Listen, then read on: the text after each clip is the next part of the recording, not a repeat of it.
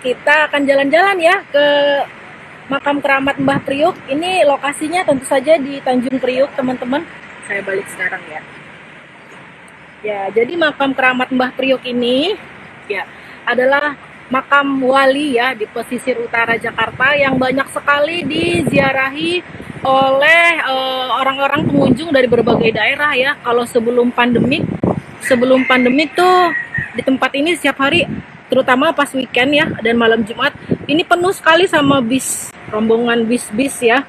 Tapi ya sekarang karena pandemi ya sangat-sangat jadi berkurang gitu. Tapi kalau misalnya kita tahu di daerah-daerah lainnya seperti di Cirebon, di tempat-tempat lain yang banyak-banyak wali songo gitu kan selalu diziarahi ya orang-orang ya sampai datang dari luar Jawa gitu. Sementara di Jakarta Utara pun kita punya sebuah tempat yang menjadi makam seorang wali juga ya, dan tempat ini memang jadi begitu ramai. Sekitar 10 tahun belakangan saya akan menceritakan kenapa tempat ini menjadi begitu ramai ya.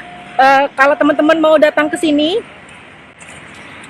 tempatnya itu aksesnya kalau misalnya keluar pintu tol itu sudah dekat sekali dengan pintu tol Tanjung Priuk. Memang kawasannya dekat sekali dengan pelabuhan Tanjung Priuk, teman-teman. Dan ini memang dikelilingi oleh kawasan peti kemas. Oh iya bro, by the way saya ini orang Tanjung Priuk asli. Saya lahir itu sebenarnya di kawasan deket-deket sini. Cuma di tahun 80-an pertengahan itu kawasan ini kan dijadikan ke peti kemas, jadi kita semuanya harus digusur. Jadi saya pindah sekarang ke dekat-dekat sini juga ya. Tapi saya memang lahir di tempat-tempat sini. Oke, nah sebelum masuk ke dalam dan juga ke bagian bangunan utamanya, saya akan mengajak teman-teman dulu melihat kenapa tempat ini menjadi cagar budaya. Jadi makam Mbah Priuk ini belum lama menjadi cagar budaya yang ditetapkan di zamannya Gubernur Basuki Cahayapurnama atau Pak Ahok ya. Silakan teman-teman kalau misalnya ada yang mau ditanyakan ya ke teman-teman, ada pengalaman mungkin atau pernah dengar tentang cerita tentang makam Mbah Priuk ini. Nah, tempat ini baru menjadi cagar budaya di akhir tahun 2000, di awal 2017. Jadi ceritanya kenapa menjadi cagar budaya? Jadi tempat ini kan selama puluhan tahun sering menjadi sengketa ya antara pengurus makam dan juga Pemprov DKI, karena tempat ini selalu menjadi sengketa gitu kan. Tempat ini sering pingin digusur oleh Pemda biar dijadikan bagian dari peti kemas gitu. Tapi kan ini karena makam keramat ya, jadi si pengelolanya mempertahankan gitu. Nah di tahun 2017 itu ketika Pak Ahok menjadi gubernur saat itu, kebetulan si pengurusnya makam itu salah satunya Pak Habib Sting tuh yang di sebelahnya Pak Ahok ini. Jadi ini mata air ditemukan dekat-dekat sini, dan katanya ini juga dipercaya, buat yang percaya ya, bisa menyembuhkan penyakit kalau misalnya diminumnya secara rutin gitu. Bahkan saya pun mendapatkan cerita langsung dari pengurus di sini, teman-teman, yang anaknya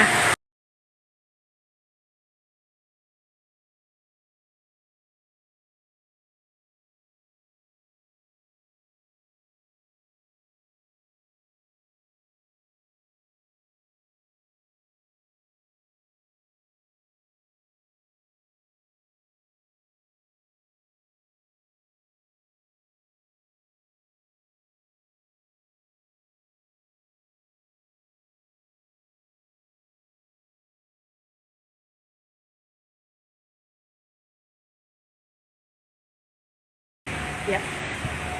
Jadi pohon Tanjung dan juga Priuk Nasi itu ya, yang Priuk Nasi tadi yang menjadi karomah dari si Mbah ya, akhirnya menjadi logo dari tempat ini, dan juga akhirnya menjadi nama dari Tanjung Priuk. Nah ini kalau misalnya kita masuk ke bagian dalam sini ya, makamnya memang nggak terlalu besar. Tadi pagi-pagi saya datang ke sini cukup banyak orang-orang yang ziarah, tapi sudah selesai kayaknya. Nah, sudah selesai, sekarang sepi sekali. Syukurlah saya bisa mengambil gambar lebih banyak. Tadi pagi di sini banyak sekali yang berdoa, kan kalau lagi yang banyak berdoa saya nggak bisa leluasa mengambil gambar ya. Nah, teman-teman, ini dia bangunan utama. Ya, bangunan utama tempat si makam tempat sang wali dimakamin ya. Jadi kalau misalnya suasana sebelum pandemi ya, ini tempat ini penuh banget, padat ya, sampai ke sini, sampai ke bagian depan tadi tuh yang di depan air Zam-Zam. Kita lihat juga ya, ini lucu sekali kotak amalnya, tulisannya bukan untuk politik. Jadi memang di sini banyak habib-habib ya, tapi mereka memang sama sekali habibnya yang tidak mau terlibat dengan politik gitu. Menurut cerita orang-orang di sini ya. Nah, ini kalau kita lihat, ini ada 2 gambar Habib. Ini penerusnya si Habib Hasan itu ya. Teman-teman kalau ada yang mau ditanyakan silakan ya. Ini saya melaporkan dari makam Mbah Priuk. Di tempat inilah dimakamkan seorang wali ya. Seorang wali yang mempunyai karomah dan juga yang dipercaya sebagai asal-usulnya nama dari Tanjung Priuk.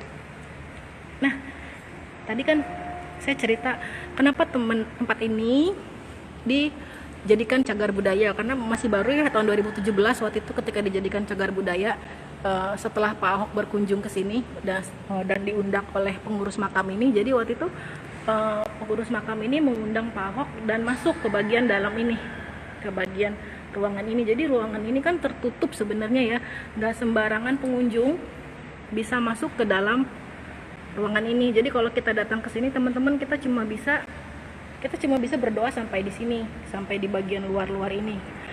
Hanya orang-orang tertentu yang didapat izin dari pengurus makam yang boleh masuk ke dalam itu,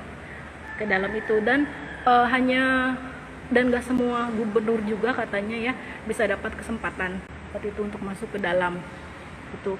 Nah, jadi ketika Pak Ahok waktu itu masuk ke dalam, setelah diundang sama pengurus makam, dan menurut cerita pengurus makam ya, jadi mereka seperti berkomunikasi juga, mungkin komunikasi tak kasat mata ya, dan dari situlah akhirnya Pak Ahok terinspirasi atau seperti tercerahkan, oke, tempat ini nggak boleh lagi jadi sengketa antara pengurus makam dan pemerintah provinsi, tapi tempat ini harus menjadi cagar budaya.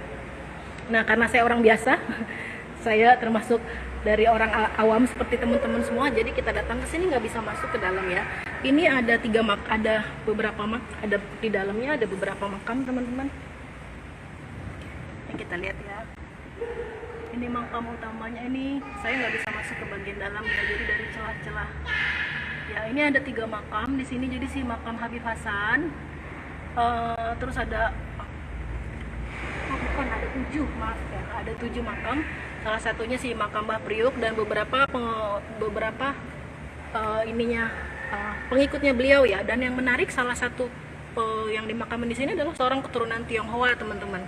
Jadi namanya Ibrahim. Nah, Pak Ibrahim itulah seorang juga pengikutnya Habib Hasan yang seorang Tionghoa ya. Jadi beliau juga dipercaya sebagai pengikut setia dari Habib Hasan. Oke, saya akan mengelilingi tempat ini terakhir. Oke, jadi buat teman-teman yang tinggal di Jakarta atau misalnya yang di luar daerah ya, tempat ini juga menjadi alternatif destinasi religi ya, wisata religi.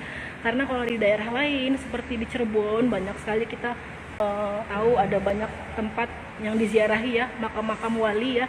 Sementara di Jakarta juga ada gitu makam wali, dan tempat ini yang juga banyak dikunjungi oleh ribuan peziarah setiap harinya, tapi sebelum pandemik ya.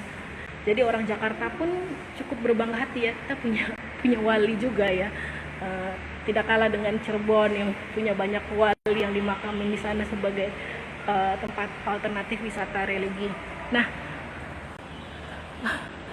oke, nah ini bagian utamanya, gedung utamanya teman-teman. Oke. Kira-kira ada pertanyaan gak nih dari teman-teman? Atau yang mau komen? Atau sudah pernah kesini? Selamat bergabung buat teman-teman. Ada Nanda nih, orang Tanjung Priuk. teman saya. Halo Nanda, apa kabar? Sesama orang Tanjung Priok nih. Tahu sekarang masih di Priok nggak? Kalau saya masih setia jadi orang Tanjung Priok nih Nanda. Dulu jadi orang Tanjung Priok, udah pernah belum nih ke makam Mbah Priok?